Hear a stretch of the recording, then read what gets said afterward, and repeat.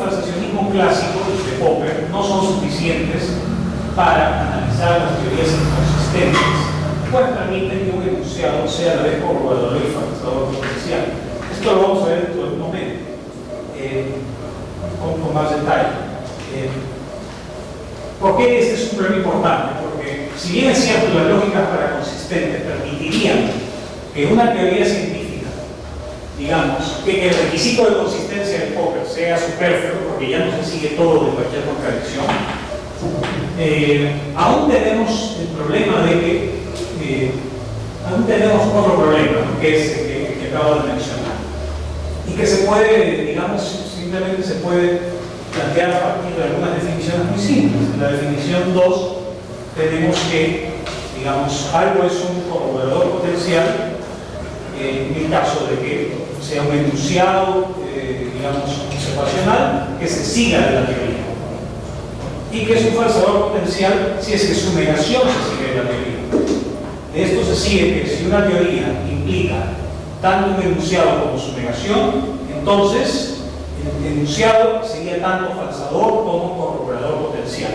Y esto es un problema, esto es inaceptable, porque estaríamos ante, digamos, el problema de que si es que este enunciado es verificado, entonces no sabemos cuál es el estatus epistémico de la teoría. ¿Ha sido corroborada? ¿Ha sido refutada? ¿Qué cosa es lo que nos dice la verificación o incluso la refutación de tal enunciado? Entonces, sin embargo, hay algo muy interesante que vamos a profundizar en un momento, y es que esto no sucede si es que la teoría es empíricamente consistente. ¿Qué significa que sea empíricamente consistente? Si es que las contradicciones o las inconsistencias de hay, no hago, el fi y no fi, implicado por la teoría, se da no a nivel de los enunciados observacionales, sino a nivel de los enunciados teóricos. Entonces podemos argumentar que el falsacionismo clásico puede, de alguna manera, acomodar algunas teorías empíricas inconsistentes, aquellas que no sean triviales para empezar, o sea, las que no se sigan cualquier cosa, y aquellas cuyas inconsistencias no estén entre los enunciados observacionales. Entonces, la solución a este problema, digamos, se puede hacer de dos partes. No sé si por el tiempo, no sé si el tiempo me alcance para resolver en los dos niveles que quiero hacerlo, pero, digamos, en su forma más sencilla se da como sigue. Simplemente mantenemos los conceptos originales de falsador y corroborador potencial. Nos quedamos con esos conceptos, tal como los hemos definido, y simplemente definimos otro concepto de refutador potencial para evitar confundir falsador y refutador, para diferenciar esos dos conceptos. Entonces, diremos que un enunciado observacional será refutador potencial de la teoría en las siguientes condiciones. Para empezar, tiene que ser un enunciado que no se siga de la teoría. Si el enunciado se sigue de la teoría, entonces no puede ser de ninguna manera un refutador potencial, aunque se siga la negación. Y en esa condición es que, si el enunciado no se sigue de la teoría y tenemos que su negación se sigue de la teoría, entonces es un refutador potencial. Y esto demostrablemente da como resultado que, sin importar de qué enunciado observacional se trate, y eso está detalladamente demostrado en la tesis, se puede presentar varios teoremas que no voy a tener tiempo para demostrar, pero nos va a dar como resultado absoluto, y va a ser más obvio después, que nunca va a ser posible que un enunciado sea a la vez refutador y corroborador potencial, con lo cual no vamos a tener el problema que, digamos, que presenté hace un momento. Y bueno, De este enunciado se siguen algunos cuantos, digamos, resultados interesantes. Por ejemplo, que un enunciado son la mayoría corolarios en realidad. Que si un enunciado no es implicado por la teoría, entonces no es refutado potencial. Que si la negación pertenece al refutado potencial, entonces es implicado por la teoría, etc. Pero lo más interesante aquí es este cuadro, que básicamente presenta las condiciones de refutabilidad de una teoría en función de si un enunciado es implicado por ella y su negación. Y tenemos básicamente que cuando una teoría implica tanto un enunciado como su negación, entonces tal enunciado ni su negación son refutadores potenciales. Y cuando tanto el enunciado, cuando la teoría no implica ni al enunciado ni a su negación, naturalmente tampoco, ni uno ni el otro son parte de los refutadores potenciales. El caso que nos interesa es cuando simplemente tenemos tenemos que o solo la negación es implicada o solo el enunciado es implicado. Y en ese caso vamos a poder recién hablar de refutadores potenciales. Bueno, hay algunas relaciones interesantes entre el concepto de, digamos, falsador potencial y refutador potencial. Todos estos resultados están aquí debajo. Todos estos resultados indican algo muy, pero muy importante, que siempre que la teoría de la que hablemos sea empíricamente consistente, o sea, que no haya contradicciones en sus enunciados observacionales, ambas definiciones de refutador y falsador potencial son equivalentes. ¿Qué significa eso? Que la definición popperiana es un caso especial de la definición que yo estoy proponiendo.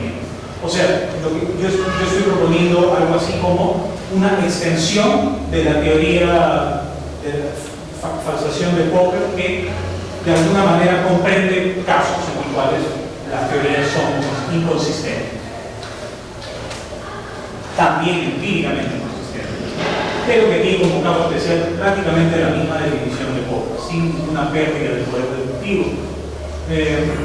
Acá iba a mencionar que una manera alternativa de definir refutador potencial y que no se me había ocurrido recién hasta después de haber terminado la tesis es simplemente tomar el conjunto de los refutadores potenciales como la sustracción conjuntista del conjunto de falsadores potenciales menos el de los corroboradores potenciales. Y bien, digamos que eso es a grandes rasgos digamos, los resultados más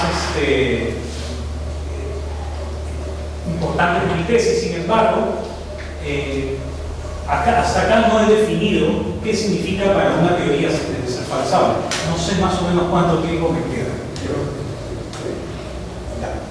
Por menos de 10 minutos, ¿no? Perfecto. Entonces, esa parte va a ser un tanto más técnica. Y aquí voy a, digamos, exponer ya de manera dura cómo es el falsacionismo, porque a menudo entendemos que una teoría es falsable cuando no tiene un refutador potencial. Perdón, cuando tiene un falsador potencial, por lo menos. Y eso no es así.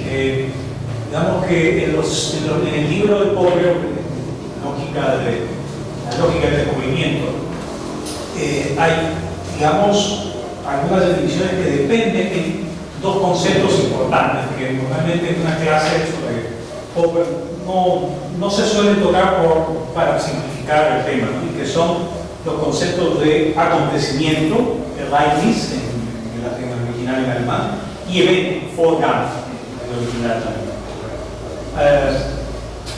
Acontecimiento en inglés se llama occurrence, también es importante tener esa referencia. Bien, entonces, ¿qué es un acontecimiento? Popper dice que un acontecimiento es simplemente lo que describe. Estoy adaptando lo que dice Popper a mi terminología, o sea, es básicamente aquello que es descrito por un enunciado observacional. Si yo digo, por ejemplo, y también estoy simplificando el código de deducción observacional, no estoy tocando ese problema, pero si yo digo, por ejemplo, supongamos que, digamos, yo digo que esta botella tiene agua a cierta hora, ¿no? Entonces, hay el enunciado que dice que esta botella de San Mateo tiene agua a las 11:30 de la mañana del día viernes 31 de enero, denota, por decirlo así, o describe el acontecimiento de que esta botella tiene agua el día 31 de enero a las 11:30. Es decir, un acontecimiento es un hecho, ¿no? ¿Y cómo se puede expresar formalmente ese concepto? Pues simplemente mediante un conjunto de enunciados otra vez. El conjunto de enunciados es básicamente el acontecimiento descrito por el enunciado phi es simplemente el conjunto de todos los enunciados psi que son lógicamente equivalentes a phi. O sea, esta botella tiene agua digamos, el día 31 a las 11:30, es equivalente, por ejemplo, a esta botella tiene agua a las 11:30 o esta botella tiene agua a las 11:30, ¿verdad? Porque por la ley de idempotencia, agua se comprime a y viceversa. Podemos, digamos, de A pasar a o A, ¿no? Y lo aplico con otros enunciados. O podemos hacer una doble negación de ese enunciado y también estaría dentro de este acontecimiento. Ahora, una nota que no va a ser tan importante para esta exposición, pero de todas maneras es importante hacerlo. Estoy apropiándome del concepto de Popper. No estoy trabajando exactamente tal cual ellos, porque no es posible, simplemente no tiene sentido trabajar con sus conceptos exactos cuando la lógica, digamos, va potencialmente a cambiar. Popper asume de manera absoluta la lógica clásica y para efectos de lo que él está tratando de hacer está muy bien. Pero en la medida de que yo estoy explorando, digamos, el otro sendero de pensamiento, como podría haber dicho Parménides, entonces tengo que modificar esos conceptos de otra forma. Y yo estoy diciendo que los acontecimientos se dan con respecto o en virtud a una relación de consecuencia lógica. Y, por ejemplo, si dependiendo de esa relación de consecuencia lógica, es que ciertos enunciados observacionales van a ser parte de un acontecimiento, no, porque la equivalencia lógica podría, en algunos casos, dependiendo de la lógica, variar de lógica en lógica. Entonces, hay que es simplemente una nota muy breve, ¿no? Pero que puede ser importante para entender, digamos, a grandes rasgos qué es. Entonces, hecha esta aclaración, podemos definir a partir del concepto del acontecimiento qué cosa es un corroborador potencial. O sea, hacer una nueva definición, más técnica, más, digamos, más escrupulosa, por los términos. Y simplemente decir que un corroborador potencial, los corroboradores potenciales de una teoría comprenden simplemente todos los acontecimientos, digamos, implicados por la teoría. O sea, es el conjunto unión de todos los enunciados observacionales phi que están implicados por la teoría, de acuerdo a la lógica que estamos, de acuerdo a una cierta relación de consecuencia, ¿no? Eso es básicamente la idea del acontecimiento. Todos los enunciados observacionales implicados por una teoría los tomamos en un conjunto y eso es digamos, conjunto de corroboradores potenciales, ¿no? Todos los acontecimientos, esos son los corroboradores potenciales. No hay una gran diferencia entre esta definición y la anterior, en realidad, pero es la definición técnica. Los falsadores potenciales, bueno, son enunciados observacionales incompatibles con una teoría, y en sentido clásico de la incompatibilidad es simplemente la contradicción. Digamos que una teoría es incompatible con un enunciado si la teoría implica, por ejemplo, ese enunciado negado, o si ese enunciado es la negación de un enunciado negado por la teoría. Entonces, Similarmente, en nuestra anterior definición, el conjunto de falsadores potenciales de una teoría es el conjunto unión, o es la unión, digamos, de todos los acontecimientos, ¿no? Digamos, todos los acontecimientos que son acontecimientos descritos por la negación de enunciados implicados por, digamos, por la teoría en cuestión. Entonces, esa es la definición más técnica del falsador potencial. Y acá es donde ya vamos a empezar a ver, digamos, qué cosa es, vamos a empezar a explorar el término de falsabilidad. Ya creo que puedo bajar. Tenemos que entender básicamente un concepto, que es el concepto de evento. Un evento es algo incluso más amplio que un acontecimiento. Si, por ejemplo, un acontecimiento es que yo a esta hora tengo una camisa de color rosada o roja, ¿no? Un evento sería, o podría ser, que digamos está relacionado con este acontecimiento, el simple hecho de tener una camisa de color rosado. Eso sería un acontecimiento. O sea, quitar al individuo de, digamos, de esa digamos, abstraer de ese acontecimiento la referencia a, digamos, el caso particular. Y básicamente abstraer casi como que una propiedad de ese acontecimiento. La propiedad, por ejemplo, de tener la camisa de color rojo, puede ser mamífero, aunque eso no sería necesariamente una noción observacional, pero digamos, no se limita siempre a la noción observacional. Entonces se puede trabajar también de maneras alternativas a eso, ¿no? Pero bueno, el punto es que un evento, en ese sentido, expresa algo más general, ¿no? Y bueno, la definición formal, que es incluso más complicada que la anterior, un evento se da como el conjunto unión de todos los acontecimientos, ¿no? Que se dan de reemplazar, digamos, en nuestro dominio de nombres, ¿no? A un enunciado determinado que tiene un término de referencia, que sería, por ejemplo, el Alberto viste un polo azul, reemplazar por Alberto todos los demás individuos. Entonces, todos los enunciados que digan Alberto viste un polo azul, Juana viste un polo azul, etcétera, etcétera, etcétera, todos esos son enunciados que forman parte de un evento. Y obviamente sus enunciados lógicamente equivalentes. Y siempre estamos hablando de enunciados observacionales. Entonces, Popper señala que una teoría es falsable cuando al menos prohíbe un acontecimiento. ¿Qué significa esto? P es falsable si es que, por lo menos, cuando prohíbe un evento. Cuando por lo menos un evento está dentro del conjunto de falsadores potenciales de la teoría. Un evento, o sea, prohíbe, por ejemplo, que al menos una clase de animales, en el caso de la biología, tenga cierta propiedad. Por ejemplo, la de ser al mismo tiempo mamífero y poner huevos, digamos, ¿no? Entonces, a partir de acá, podemos extraer una conclusión importante de la tesis, y es que los conceptos clásicos de falsador potencial y falsabilidad son aplicables a teorías inconsistentes, pero que son empíricamente consistentes.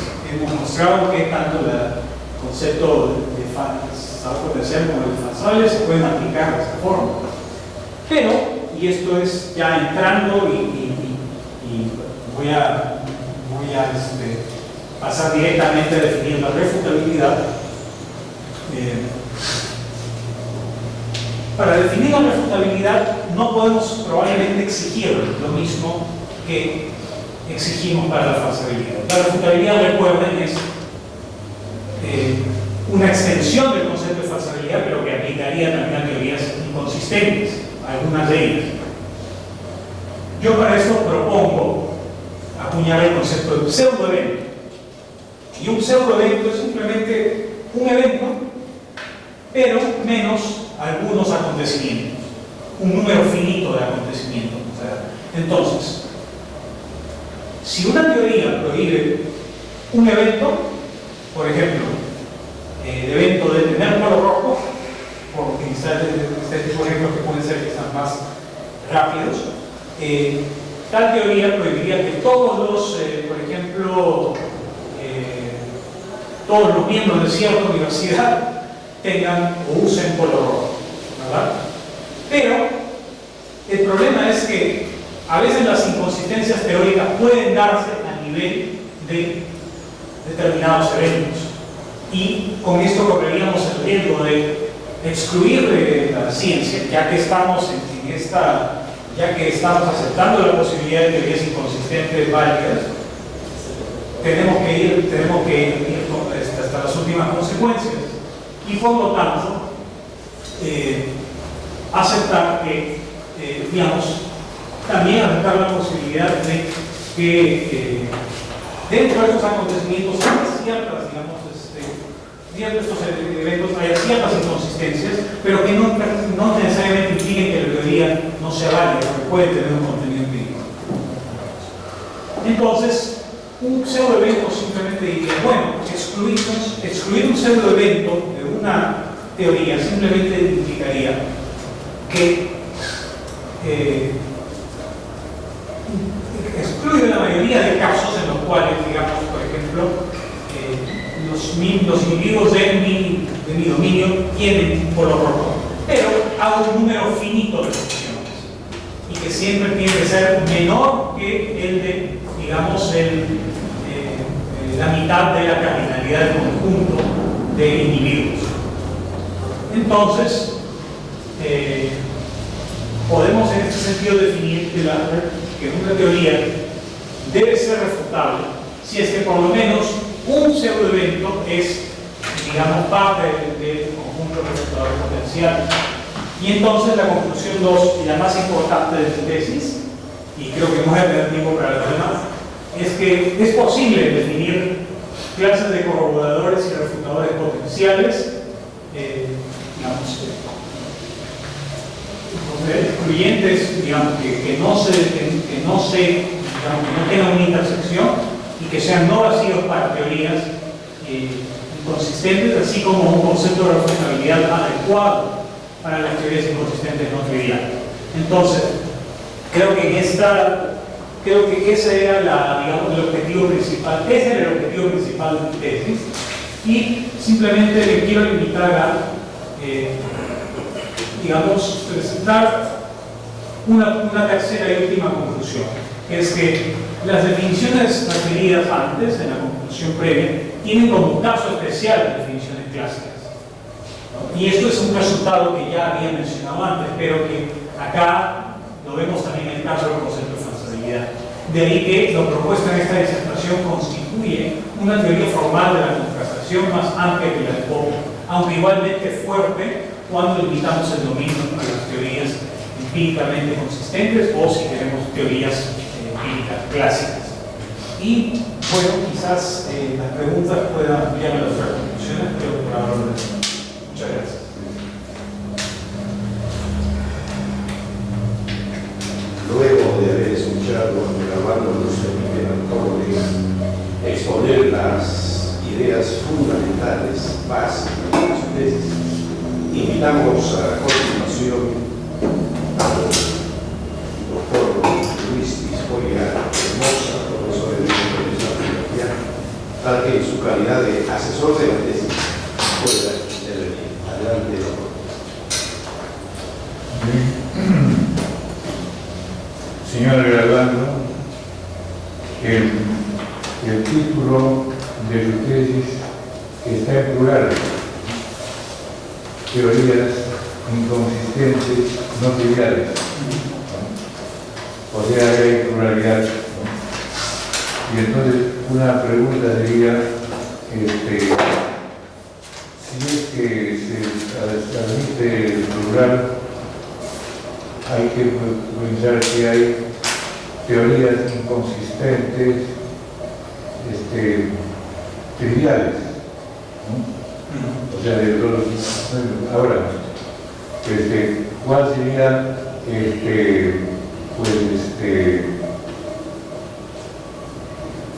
la característica o la propiedad, ¿no?, ¿no?, que diferencia a una teoría inconsistente, no trivial, de una trivial. Sí, podría, digamos, tener esa distinción, ¿no? Sí. Ahora, y lo posible sería no solamente señalar la propiedad sintáctica, ¿no?, sino, pues, digamos, que pueden ser ejemplos distintos. Y como estamos pues, mencionando pues, ¿no?, a un profesor que realmente pues, ha sido profesor de pues, la universidad más importante de Londres, ¿no?, en cuanto se refiere pues, a los productos que ha tenido, ¿no?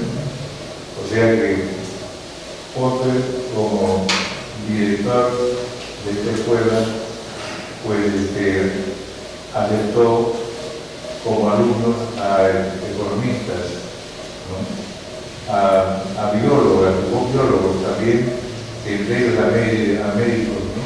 Inclusive uno trabajó con él. Bien, y estos investigadores han tenido bastante éxito en el campo, ¿no? Bien, pues han ganado premios Nobel, ¿no? Casi todos los alumnos de Popper han ganado premios Nobel, ¿no? Y fue Nobel también el que lo propuso, que pues, pueda ser, digamos, profesor de la academia y al mismo tiempo pues, de que sea su director, ¿no? Bien, ahora, hay también una cuestión que en la edición que tengo todavía de Popper,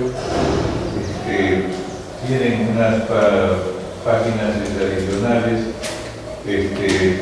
donde da ejemplos lógicos Popper, ¿no? Así es, o sea que ilustra, ¿no? Bien, y pues por otro lado,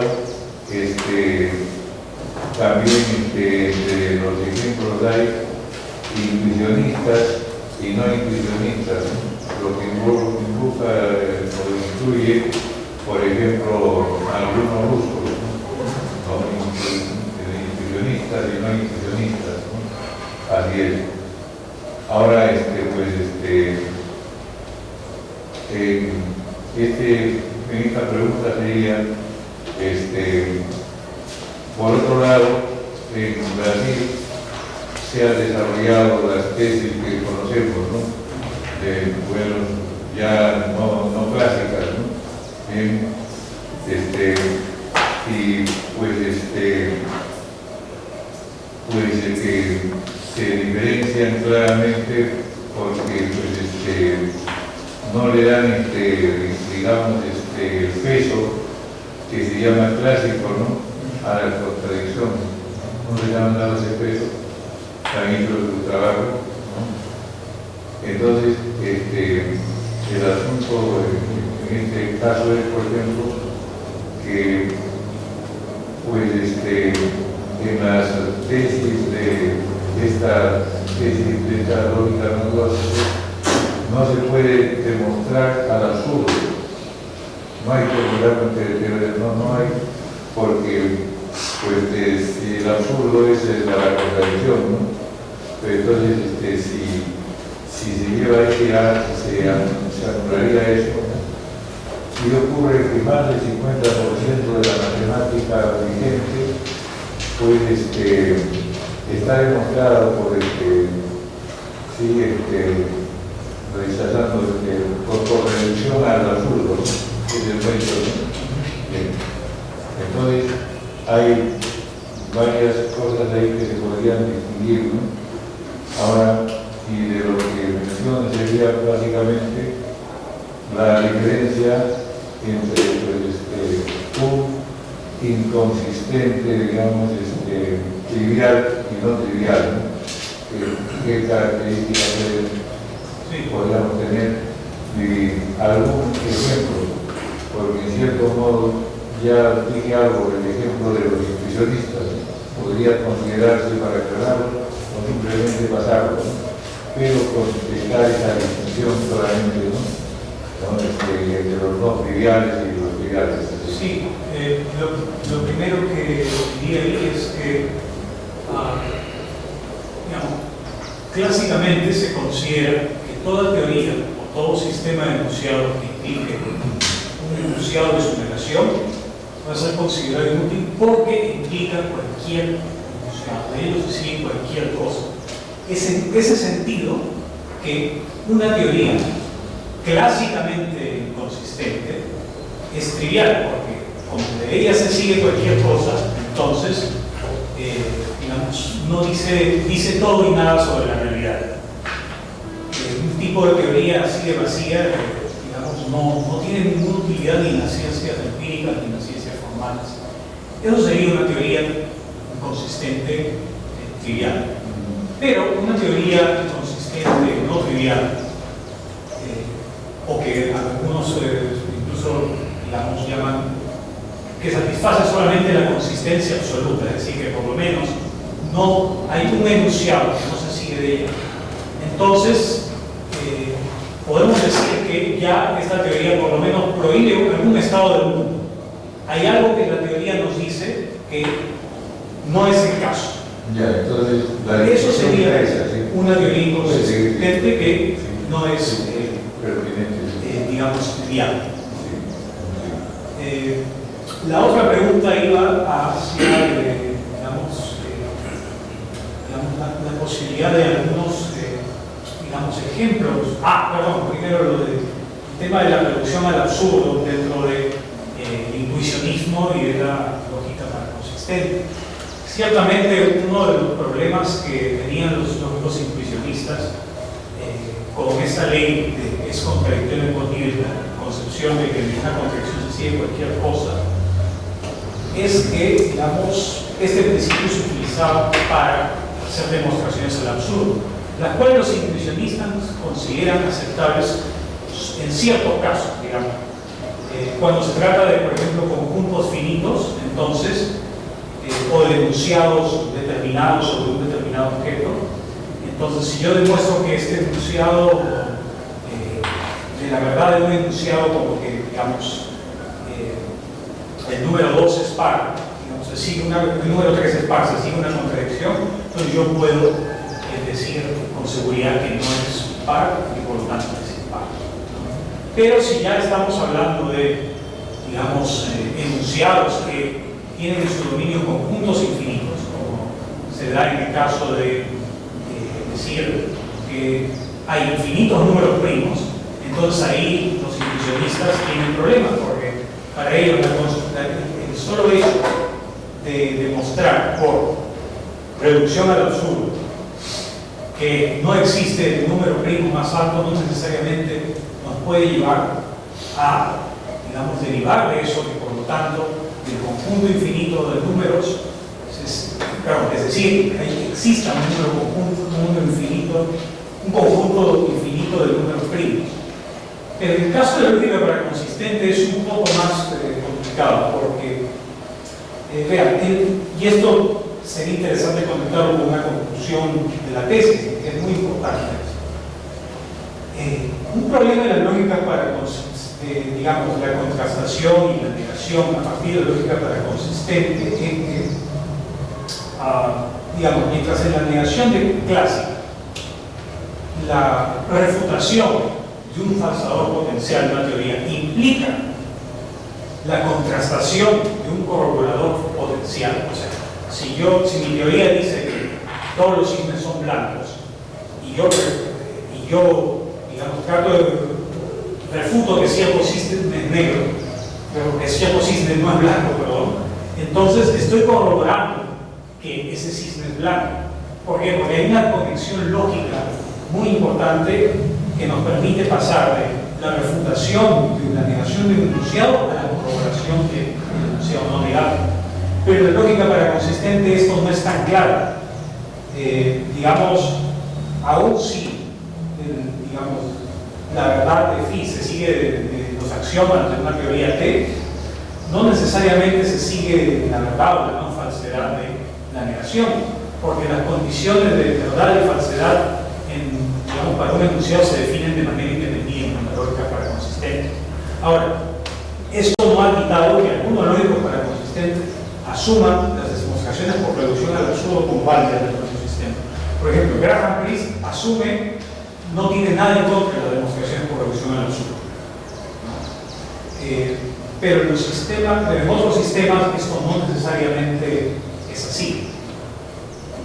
Digamos, en los sistemas de Da Costa, esto no, digamos, la diferencia básica entre los sistemas de Priest y los de Da Costa son que los de Da Costa no admiten el principio de no contradicción, mientras el de Priest sí admite el principio de no contradicción. Y eso es lo que señala una diferencia interesante. Entonces hay bastante diversidad en ese sentido en la lógica para el sistema.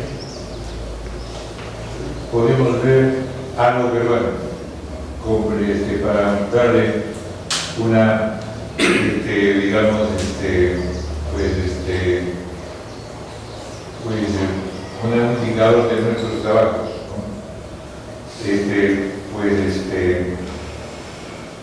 Se ha mencionado una calificación que se debe a un maestro acá, creo que está. Entonces, un punto que podría hacer de pregunta, la definición de la consistencia absoluta, ¿no? ¿Qué origen tiene en el texto, en el contexto de los lógicos más notables, ¿no? La consistencia absoluta por un lado, ¿no? Y lo otro, ¿en qué medida eso puede, digamos, favorecer o fortalecer, por ejemplo, la tesis de Miro Quezada, ¿no? De, digamos, su paraconsistencia, ¿no? A ver si podemos aclarar eso como peruano, me parece que es importante, ¿no? Así es, porque esas expresiones están en todo el mundo actualmente. Entonces, la opinión que tenga usted sobre la información es interesante escucharla. La consistencia simple, consistencia clásica o consistencia a secas, digamos así, es simplemente, digamos, que un conjunto de enunciados no comprenda, digamos, no tenga contradicciones, no haya, digamos, un enunciado P y un enunciado no P. Si es que se cumple eso, entonces decimos que este sistema de enunciados es consistente, clásica o simplemente consistente. El concepto de consistencia absoluta yo lo he rastreado hasta Principia Matemática. Todas las referencias que yo tengo no van antes de Principia Matemática. Y de repente surgió antes, como se descubrió después que las tablas de Rolando eran de Wittgenstein, sino que creo que eran de Nicole, ¿verdad? Pero, digamos, hasta donde se sabe, los primeros en formular este concepto son Russell y White. ¿Y qué sucede? Que Russell hace, digamos, igual que comete la audacia de definir la consistencia de otra forma, que era lógicamente equivalente dentro de la lógica clásica, que es simplemente decir que un sistema de enunciados es consistente si es que no implica. Es interesante notar que casi traigo, digamos, la carta en la cual Miro Quezada propone a Milton Da Costa el nombre de lógica para consistente. En realidad, él propuso tres nombres, que fueron lógica ultraconsistente, metaconsistente y paraconsistente. Y eso era más o menos en orden de lo que a él le gustaba. Él prefería ultraconsistente porque había una consistencia que estaba más allá, digamos, de las, digamos, el enunciado, digamos, que se da en el nivel, digamos, metalógico, si se quiere. Un sentido similar tiene ultraconsistencia. Sin embargo, perdón, metaconsistencia. Sin embargo, él vio que tanto ultraconsistencia como metaconsistencia podían generar confusiones, porque ultraconsistencia más bien podía dar a entender que era demasiado consistente. Y metaconsistencia decía que se podía confundir con nociones de metalenguaje que eran muy comunes entre las matemáticas. Entonces, la propuesta preferida de Da Costa al final tuvo que ser para consistencia, en el siguiente sentido, de que, digamos, es un tipo de consistencia distinta al lado de, como, digamos, en el concepto para, digamos, en el prefijo para del griego. Bueno, ha habido críticas y ha habido propuestas alternativas también a esto, pero esa es más o menos el origen del término, ¿no? La conexión, digamos, con los conceptos antes mencionados. Sí, mire, lo último con nosotros, con lo que se ha mencionado, es la trivialización. O sea que,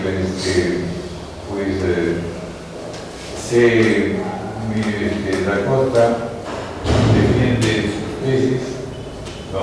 Y su lógica tiene las propiedades que se han dicho anteriormente, pero también son sistemas trivializables. Y eso de trivializables tiene relación con la tesis de, digamos, de Karl Popper, ¿no? O sea, ¿en qué, digamos, sentido, te pregunto, podría relacionarse la tesis de Popper, ¿no? Con el concepto de trivializabilidad, ¿no? Que puede ocurrir o que no? Y ahí creo que concluiría este tipo de tema. Así es. Lo respondo lo más brevemente posible. Hay algo interesante, porque si bien es cierto las lógicas paraconsistentes, las de Da Costa en particular, fueron formuladas para poder controlar ciertas paradojas fundamentales, paradojas semánticas que se daban, por ejemplo, en las teorías de conjuntos.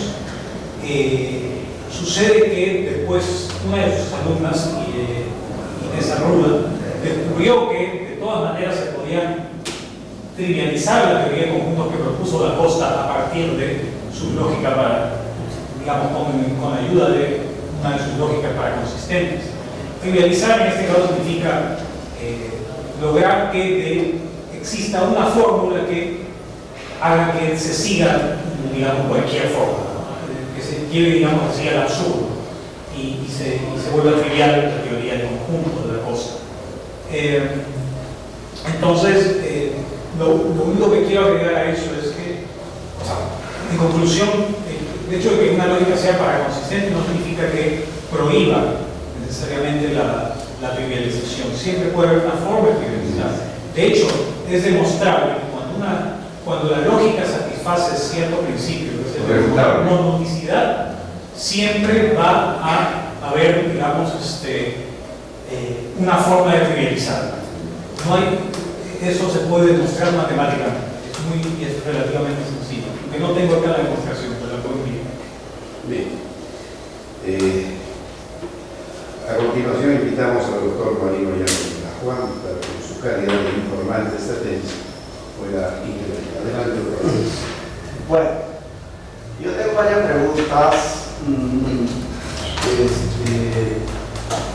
de aclaración, de precisión de conceptos que probablemente se explica en parte, como yo no sabía que la más viene de las ciencias sociales, que es más aún, y la explica probablemente más débil de la ciencia social, porque la economía está en la más parte. Estoy de acuerdo.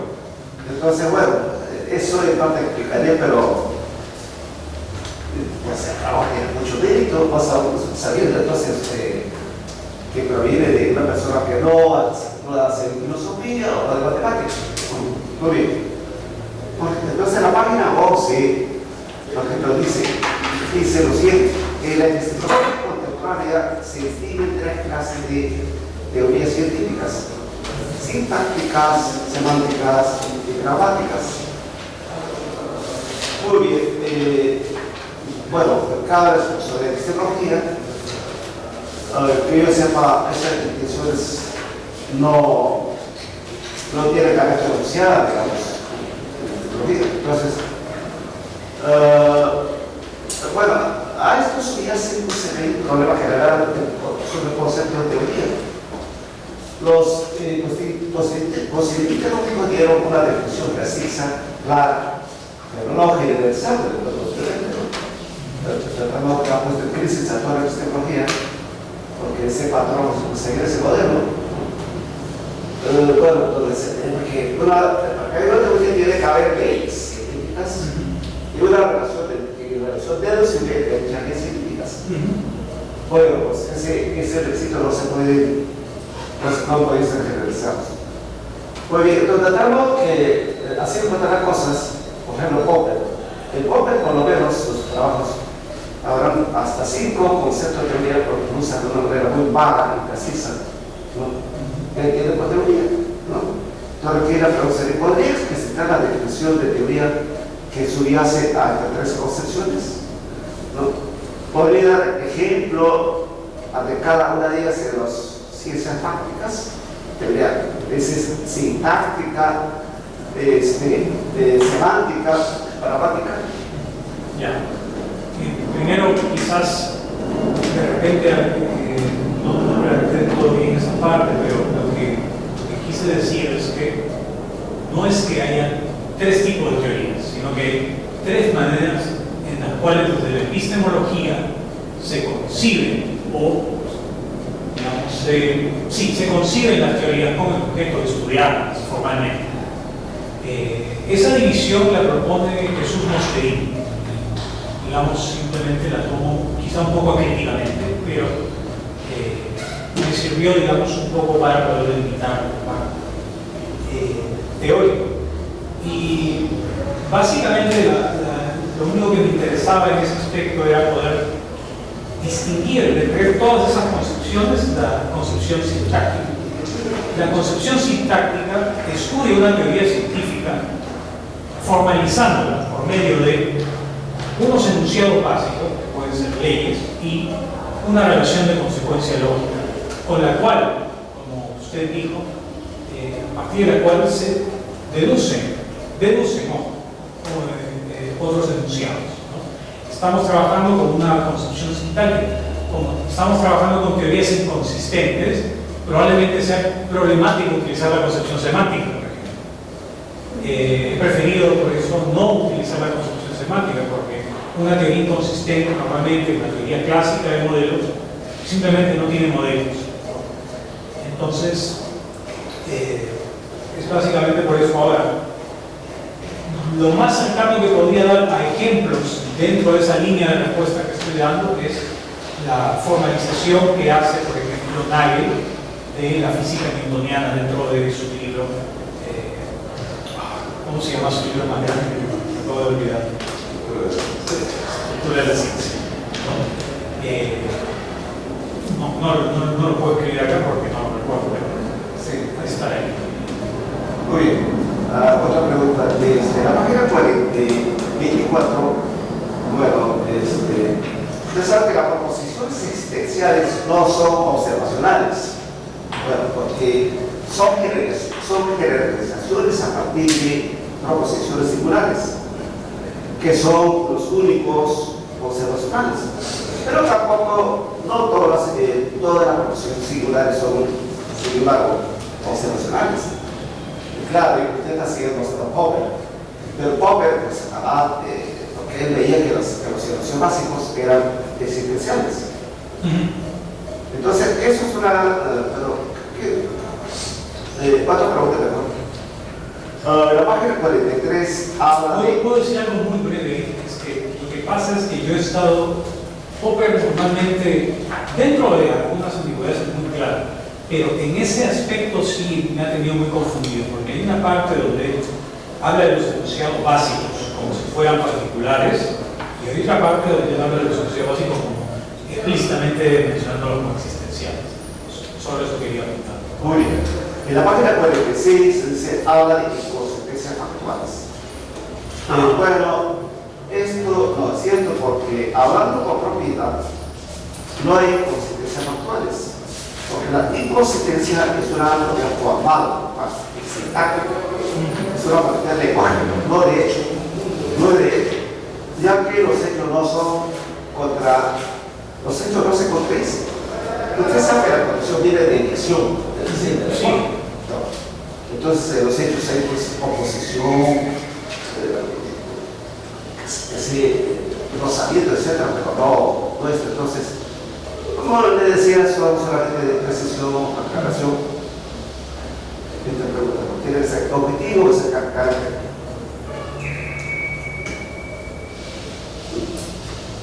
Solo precisaría que esto de inconsistencias factuales lo tomé solamente por ponerle un nombre que ya estaba en uso a partir de una lectura que por primera vez conceptualizó esto, que fue la de, parece la de Madden.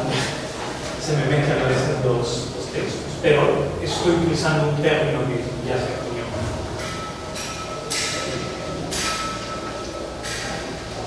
No sé si lo podrían pasar tanto eso, ir a preguntas, por ejemplo, el problema de la página 52, por general, ¿no? Está respuesto, en todo caso, tiene o no. Hay contradicciones fácticas verdaderas. Entonces, siempre se ha sostenido la lógica clásica, obviamente, que los enunciados tienen la forma de P y no P. Es una forma de falsedad lógica que no tiene ningún modelo.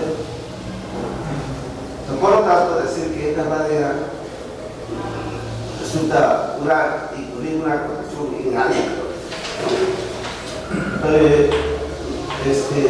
Porque no hay ninguna situación que tenga a la forma, por ejemplo, P y no P, de la realidad.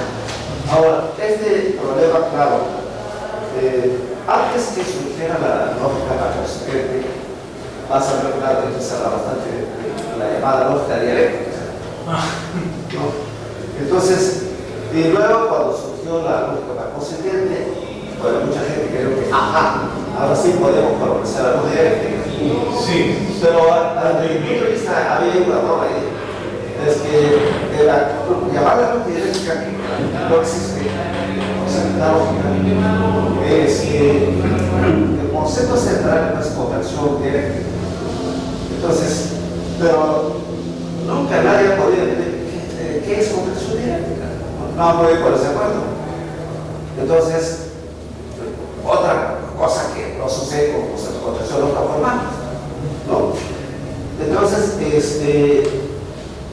siempre nos hace una cuestión que acariciaron, han buscado en todas las ciencias, en todos los ámbitos, algún ejemplo de la contradicción fáctica verdadera. Ahora bien, pero vamos a suponer que existiera,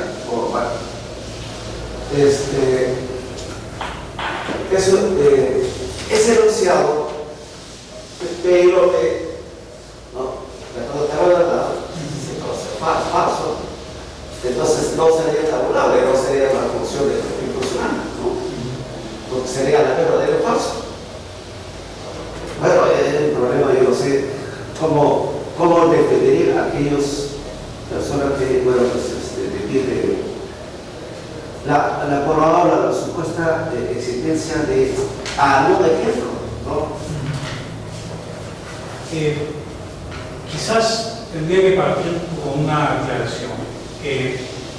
Digamos, mi intención en esta tesis no es defender ninguna postura, digamos, ni paraconsistente, ni dialectista, ni dialéctica, nada por el estilo.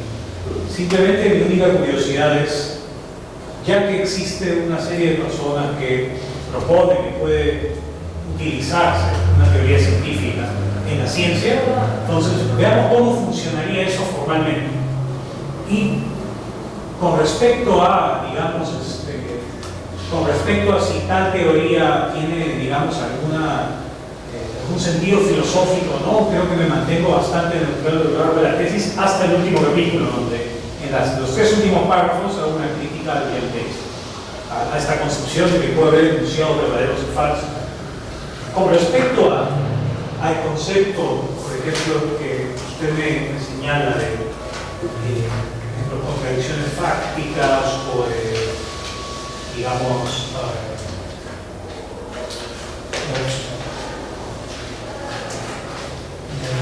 no recuerdo exactamente, pero las que tienen que ver pues con la posibilidad de, digamos, de que ciertos hechos, porque el mundo sea inconsistente, por algo así, ¿no?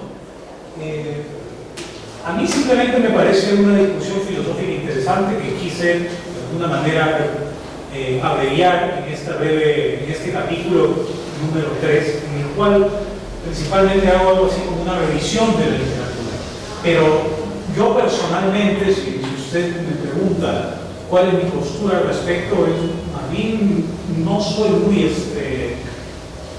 estoy nada a favor, digamos, de las posturas que proponen, digamos, que puede haber, digamos, contradicciones verdaderas.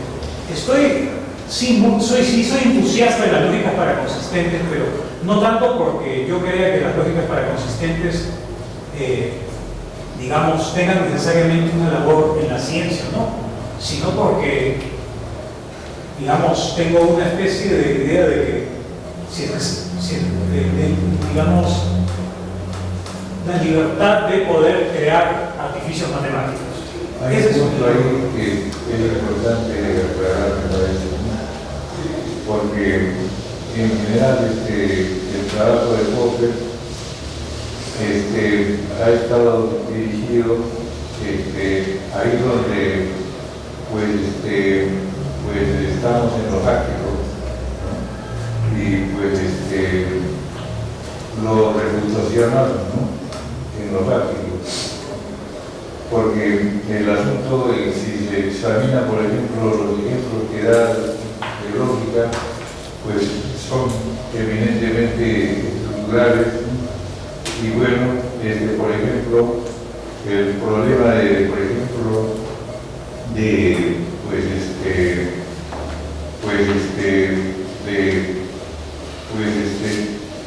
desarrollos que tienen, digamos,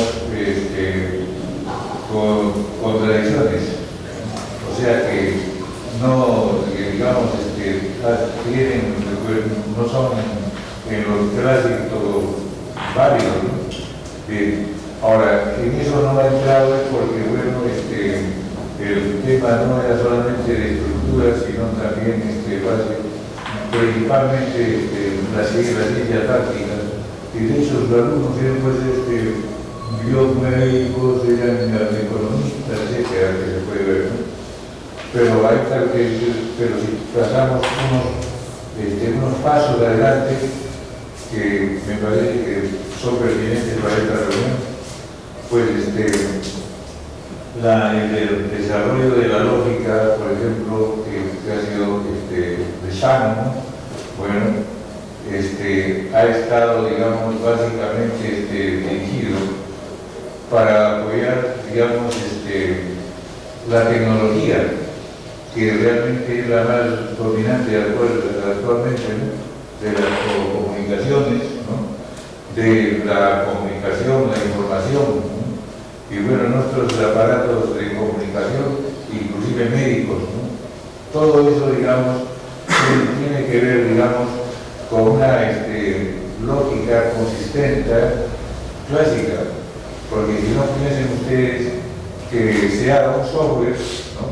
En base de una base lógica con contradicciones. Entonces podría ocurrir que usted va al banco de nuestra caja de teléfono, bueno, mi ingreso es 100, ¿no? Digamos, 100 soles, ¿no? Pero el software me podría negar eso, ¿no? No, bueno, se equivocó usted, señor, ¿no? Y entonces, vamos a ver cuánto de nosotros soportaríamos la contradicción. ¿No? Entonces, hay un punto que nuestros amigos brasileños, que bueno, se han quedado acá, bueno, también nos han invitado acá, realmente no ha podido por eso dar un ejemplo de aplicación práctica de su, digamos, de su sistema lógico, ¿no? En lo teórico sí algo se ha defendido, porque pues sí han manejado la demostración por absurdo, ¿sí? ¿No? Finalmente así es, pero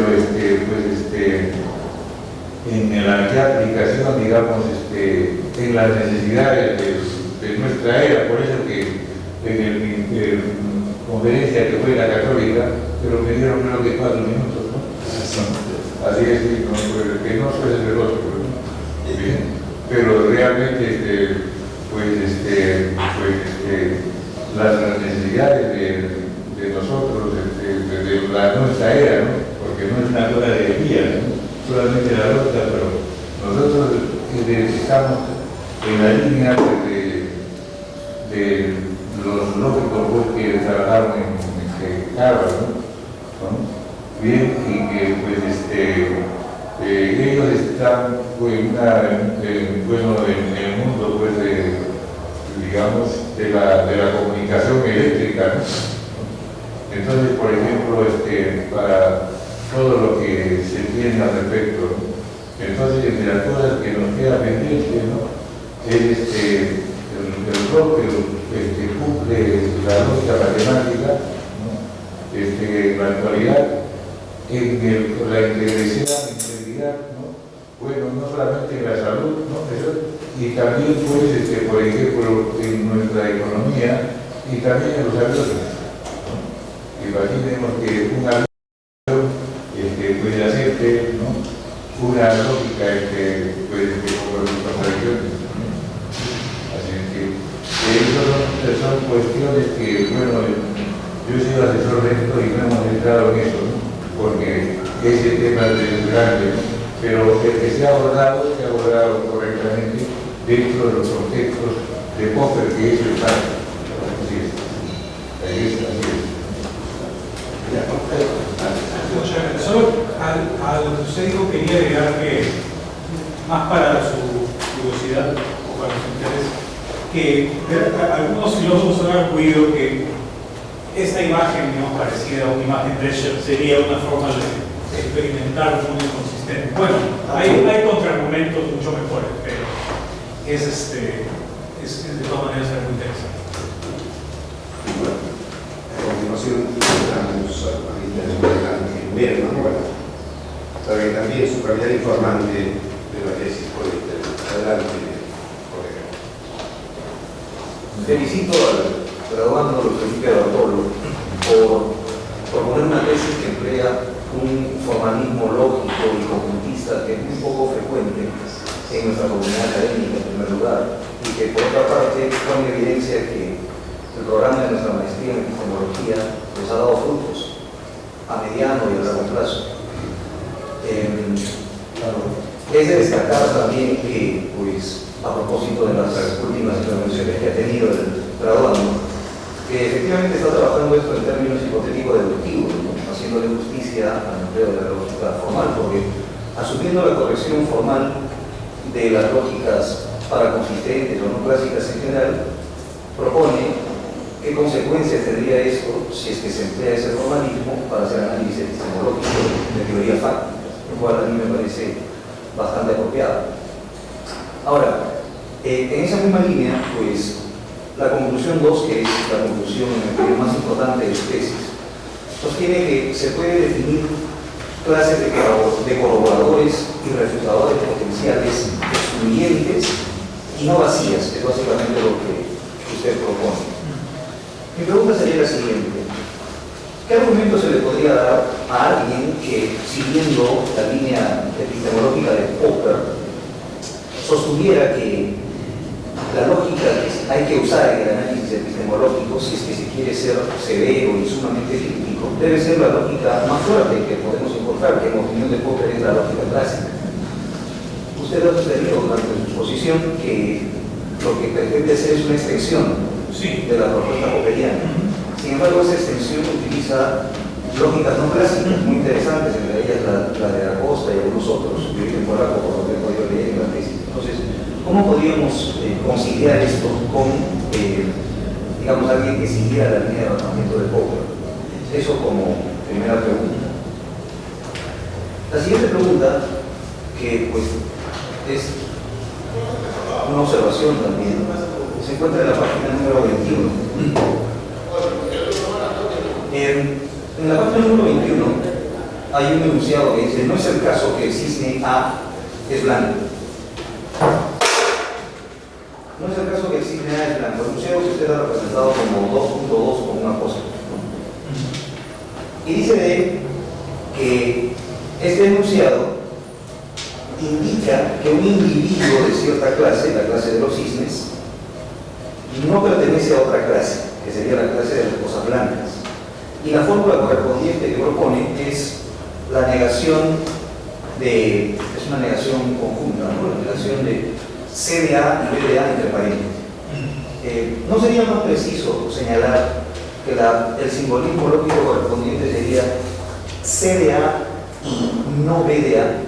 Porque, como usted mismo señala, lo que se quiere afirmar es que hay un individuo de cierta clase que tiene la propiedad de ser cisne, por lo tanto, que sin embargo no pertenece a la otra, de manera que pues parece más apropiado usar la conjunción y la negación del segundo componente.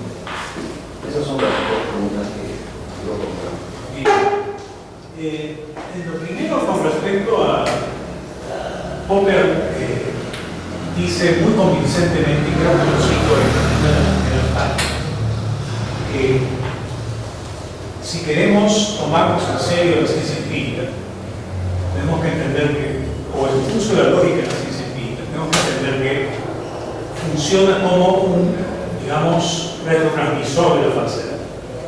De teorías, digamos, empíricas, obtenemos consecuencias lógicas observacionales que intentamos que si comprobamos que son verdaderas, no nos dicen que la teoría es verdadera, pero si son falsas, sí nos dicen que es falsa la teoría. En ese sentido es que hay una retrotransmisión de la falsedad. Entonces lo que Popper dice es que si nosotros queremos evaluar esa teoría, ser, digamos, poner una prueba rigurosa de esa teoría, tenemos que usar una lógica muy fuerte, más fuerte que es la lógica clásica. Entonces, lo que yo diría al respecto, digamos, es que tiene toda la razón. O sea, en ningún momento en mi tesis yo trato de proponer que deberíamos usar la lógica para consistente en lugar de la lógica clásica para entender la ciencia empírica en general. Lo único que propongo es lo siguiente: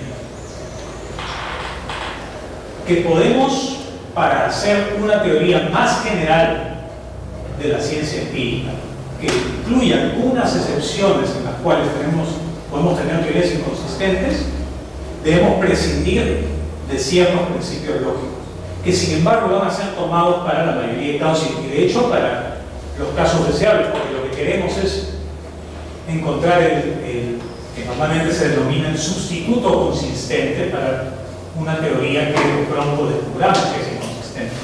Eso siempre es el objetivo de los científicos o de los, digamos, los expertos, o casi siempre, ¿no? Puede haber excepciones, pero normalmente cuando, digamos, si un físico descubriera que la teoría de la relatividad es inconsistente, o como pasó con la teoría, digamos,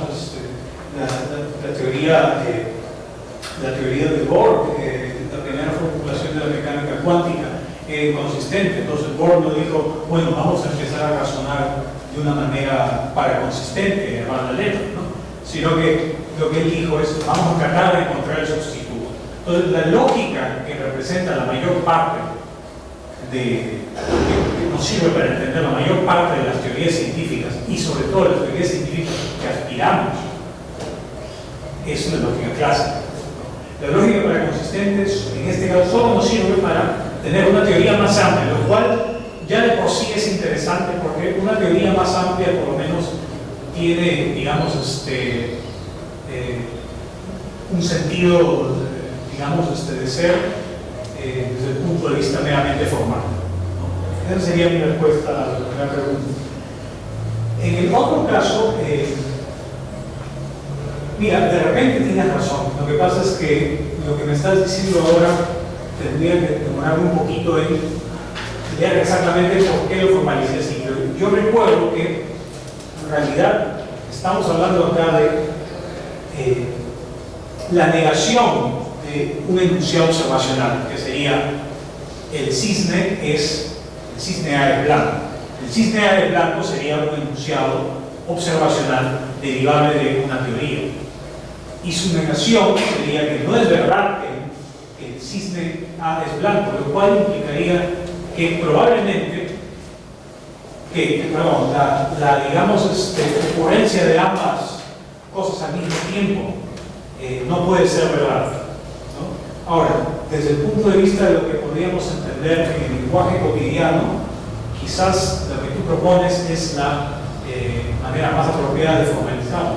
Sin embargo, en vista de la manera en que he tratado de organizar los símbolos, de organizar las definiciones, por ejemplo, de manera que todos los falsadores potenciales sean negaciones de corroboradores potenciales, eso creo que es, estoy casi seguro de que eso es lo que justifica que lo haya puesto de esta forma. Disculpa que mi respuesta sea un poco insegura, que de verdad tendría que revisar esto con un poco de calma, pero estoy 95% seguro de que esa es la cosa. Bueno, con su respuesta a las preguntas o observaciones del doctor Miguel Ángel Lerma, hemos dado esta parte. A continuación vamos a pedir a usted y al público asistente a que por un momento abandone el local a fin de que el jurado pueda deliberar.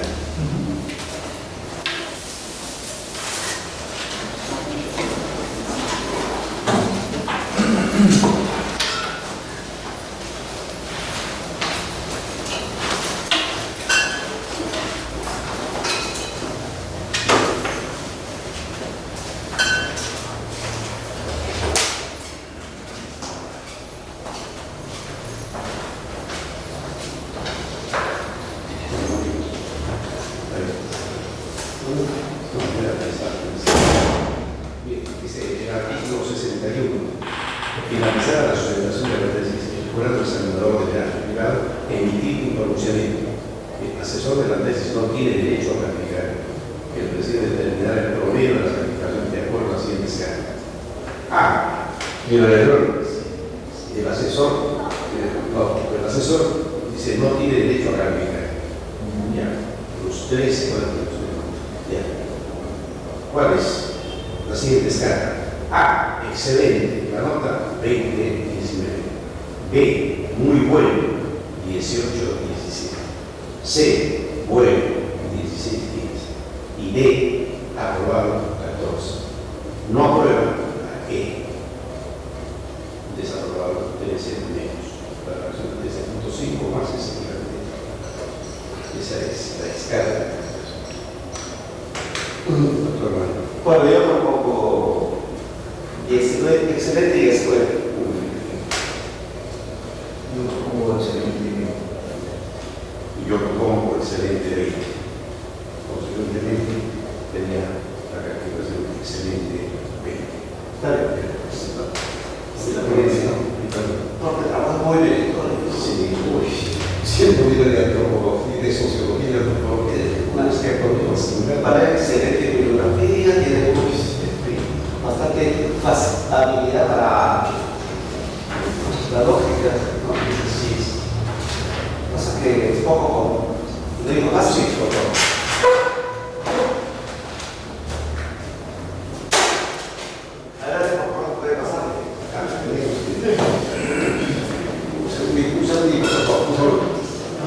Yo sí.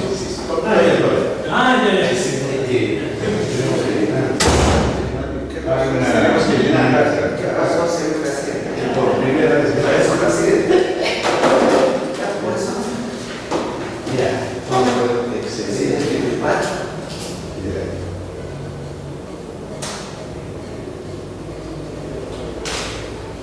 pero solamente entonces firman los que... Todos, ¿eh? Pero no si no, el que no tiene derecho a voto, a calificación, Sí. no Usted ha sido asesor, sí, ha estado muy de cerca, ha sido muy de cerca, ¿no? La elaboración de la profesora. sí,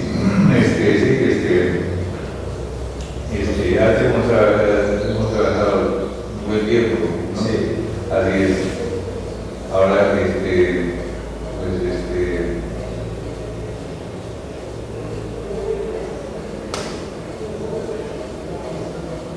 acá que estamos, lo están considerando ustedes, la base de donde que se está graduando, ¿no? Sí. O sea que no viene de una línea que tenga ese reconocimiento de la lógica matemática para su desarrollo, sino, digamos, en este caso, para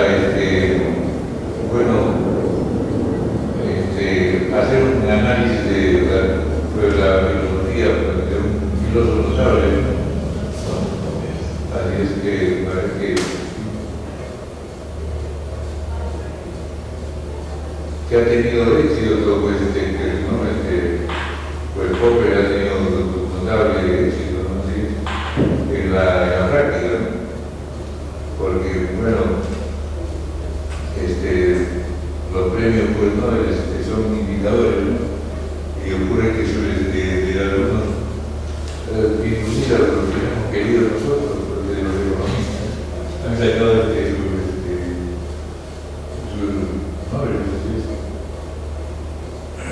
Popper sería un señor maestro. Ahora sí, un maestro sí, pero si se entra con el purismo lógico, ¿no? Ahí se puede encontrar problemas. Por ejemplo, una fórmula que acepta si tenemos el antecedente falso, entonces como es un condicional, no te ocurre eso siempre verdadero, ¿no? Que lo oficial es verdadero, ¿no? Si tenemos P no de Q y P falso, siempre verdadero. Pero la lógica Tiene que rimar con los. claro. Ahí lo que, digamos, debería, no en el caso necesario, porque en este caso no es necesario, ¿no? Luis, Sí, claro.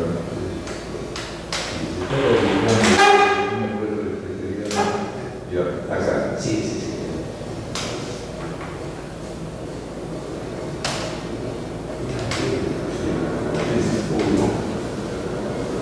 Y pongo mi taller de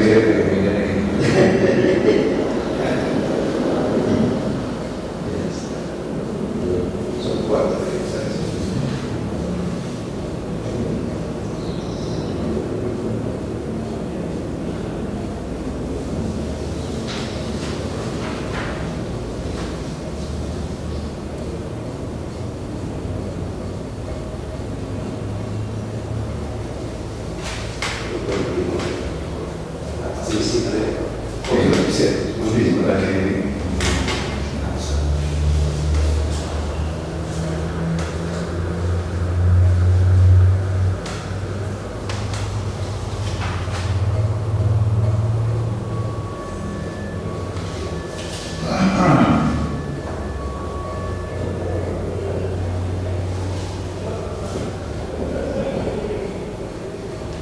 Escribe muy bien. Mucha calidad.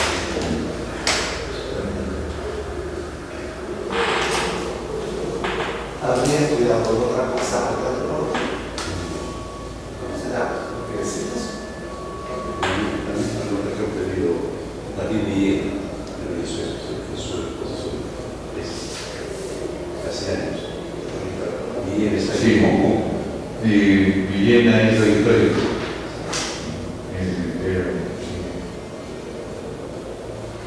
Sí, se documenta algo y el contexto social que tuvo de Viena.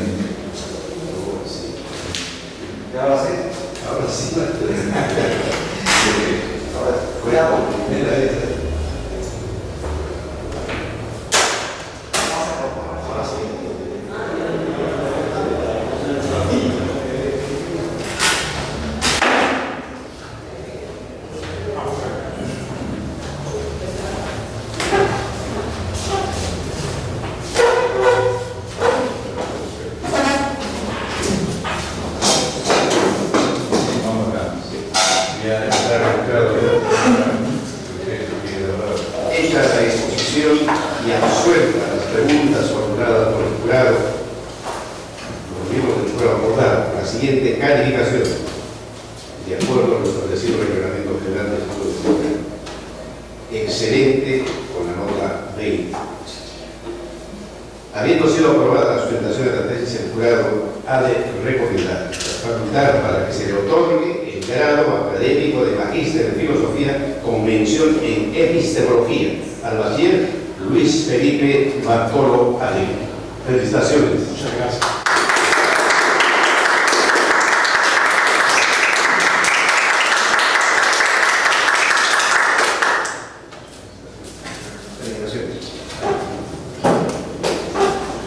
Bueno, felicitaciones de 10. Sí, muchas gracias. Y seguir al doctorado, ¿no? Así. Sí. Sí. ¿Dónde exactamente? ¿En serio?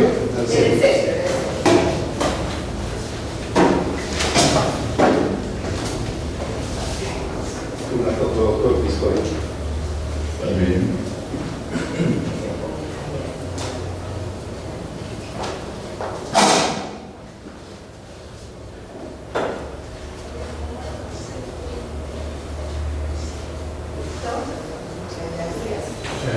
Gracias.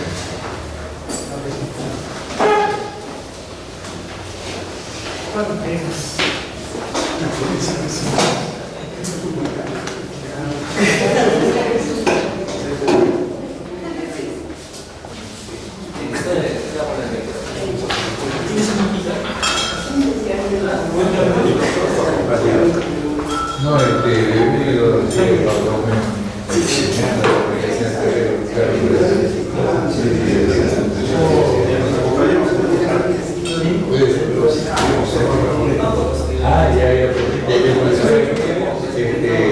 graduando, puede facilitarnos.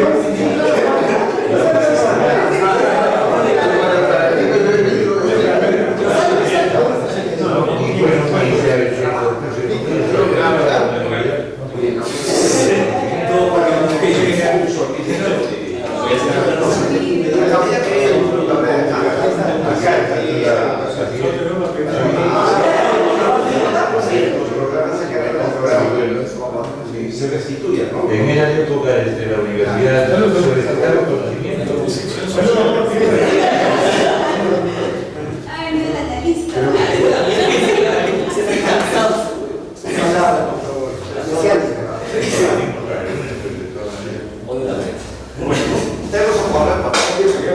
Por favor, que no tenga que hacer un antropólogo no debe hacer esas cosas. Ya estoy pagando con el cabello de la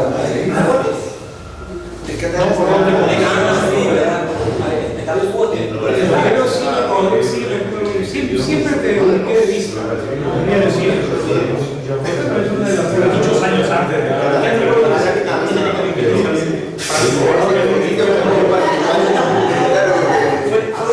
coincidencia en aquel momento. En ese cabello con una cabello no puede ser nada.